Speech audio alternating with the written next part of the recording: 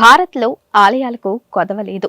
పీఠభూమి, పర్వతాలు ఎక్కడైనా సరే ఆలయాలు తప్పనిసరిగా ఉంటాయి. దేవతలు ఆరాధనలు వేరైనా ధ్యానించేది ఆ సర్వేశ్వరుడినే. తిరుమల వంటి ఆలయాలు ఏడాది మొత్తం తెరిచే ఉంటాయి. గ్రహణాల సమయంలో మాత్రమే, అది కూడా కొంత సమయం మూసి ఉంచుతారు. శబరిమల వంటి ఆలయాలు కొన్ని రోజులు మాత్రమే ప్రత్యేకంగా తెరిచి ఉంచుతారు. అయితే ఉత్తరాఖండ్లోని ఓ ఆలయం ఏడాదిలో ఒక్కరోజు మాత్రమే తెరుస్తారు.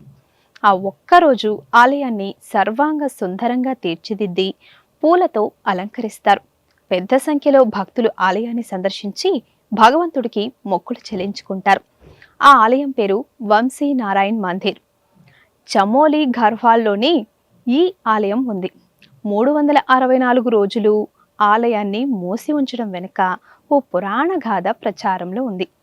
శ్రీహరి భక్తుడైన నారద మహర్షి ఈ ఆలయాన్ని నిర్మించారని, ఆయన అక్కడే నిత్యం శ్రీ మహావిష్ణువుకు పూజలు నిర్వహిస్తారని అంటారు. స్వామిని వదలకుండా నిత్యం పూజలు చేయాలని అనుకున్నా జగన్నాటక సూత్రధారి ఆడించే నాటకం వేరుగా ఉంటుంది కదా. ఆయన ఆడించిన నాటకంలో ప్రజలు కూడా భాగస్వాములు కావాల్సిందే. అందుకే ఒకరోజు ప్రజలు తనను దర్శించుకునేలా చేశారు. ఒక్కసారి బలిరాజు విష్ణువు తన ద్వారపాలకుడిగా ఉండమని అభ్యర్థించగా దానికి విష్ణువు అంగీకరించి బలితో కలిసి పాతాళలోకానికి వెళ్ళాడు. అలా పాతాళానికి వెళ్ళి అక్కడే ద్వారపాలకుడిగా ఉండిపోవడంతో లక్ష్మీదేవి కంగారు పడి నారదుడి వద్దకు వచ్చింది.